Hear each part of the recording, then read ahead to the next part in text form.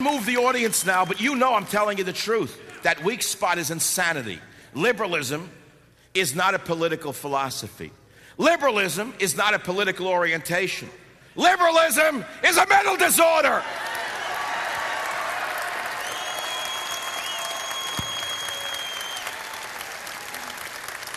When you let your enemy, when you show your enemy your weak spot, and you say, come and sting me, you telling me that that's not insanity? When Dianne Feinstein and Ted Kennedy get up and say, oh, I'm so sorry that we violated the Geneva Convention. Come and screw us over. Here's the opening. Sting us, baby. Guess what the enemy's going to do? You do it too if you're on the other side. The other side is not stupid. They're going to exploit it. Why are we letting them exploit it? I don't get it. But they're going to kill us all. And so I got to go back to a point that you all responded to. And I'll tell you why. You may not know it, but I know it. In this audience, and I know it, and it's fine, FBI, CIA, DIA, Naval Intelligence, probably Iraqi intelligence. God bless all of you. I don't care. I want a message sent to the highest office in this government. We, the people, have given you the power, and we want you to use it. And we want you to use that power. And we don't want any more American boys dying unnecessarily. It's bad enough when they die in the line of combat, but it's a disaster and a heartbreak when they die for nothing because of politically correct constraints put around their throats. So, Mr. Bush, if you hear me, stop fundraising and start leading. Mr. Bush, stop becoming the fundraiser-in-chief and become the commander-in-chief. Our boys need it, but more importantly, we the people need it. We know that we're vulnerable to another attack. You've told us, Tenet has told us, Ashcroft has told us, everyone's told us, expect another attack. Jesus, that's great, isn't it? Expect another attack. Why should we expect another attack? There are ways to stop it. We could stop another attack. We're smart enough to know. And moreover, how many in this audience are armed, not here, but have weapons at home?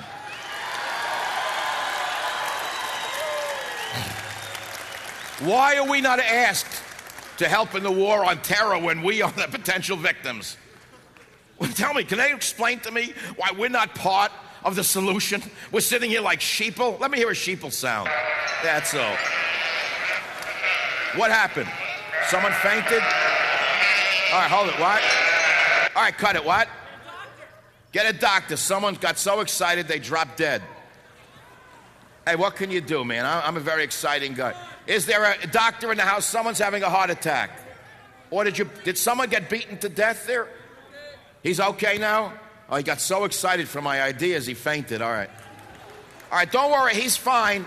He was just faking it. He's a liberal looking for sympathy. Just looking for a little sympathy. He's still here. We'll work for oil, this guy. Here's an audience. We are right-wingers, and we vote right. Mr. Bush, you've had rap artists to the White House, Mr. Bush. You've had the Osmonds to the House, junkies, degenerates, but you haven't had any conservative talk show hosts to the White House. But they vote. I got 10 million listeners a week, and they all vote. And let me tell you something, Mr. Bush, we're voting for one thing.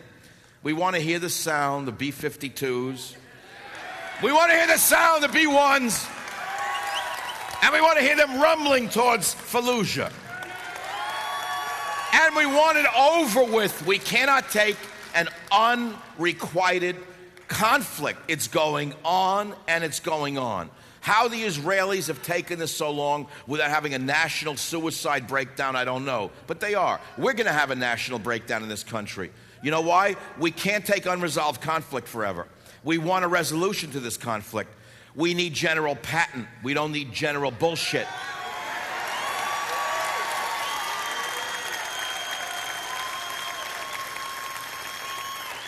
We need General Patton, not general bullshit.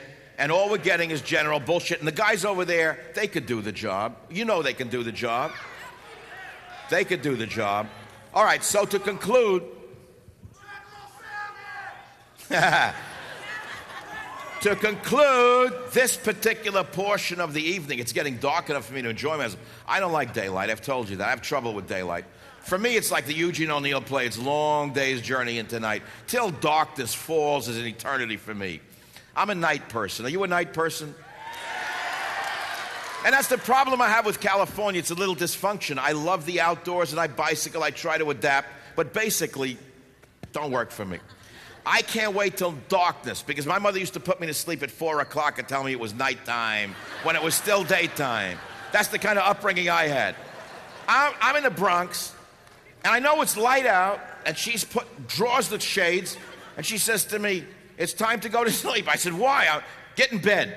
"Time to go to sleep." I said, "Why?" She says, "Nighttime." She made it nighttime. That's why I have a little woman problem here. God rest her soul. Mom passed in December. And I had my first Mother's Day without her last Sunday. So I didn't have a guilt trip on the phone. All right, so what? I had no one to send the money to. I had no one to send the money to who said, and I said to her, "What'd you do for Mother's Day?" "You know." "What do I know?" "Did you go out?" "Yeah." "Where'd you go?" "I had dinner." "Where?" I didn't have it and I missed it. So let's hear it for American moms. They're the greatest. And I think I can get my friend up off the ground. I think I know how to get him off the ground. I think I have the secret way. No, be nice. Be nice. We're compassionate conservatives. Oh, good. Evildoers. Sir, here's your oil. He says he will work for oil. This guy's really into the act. You talk about the method acting. Here's your oil. That's the cue, by the way. Let's have some bumper music. Wow. Good job, man.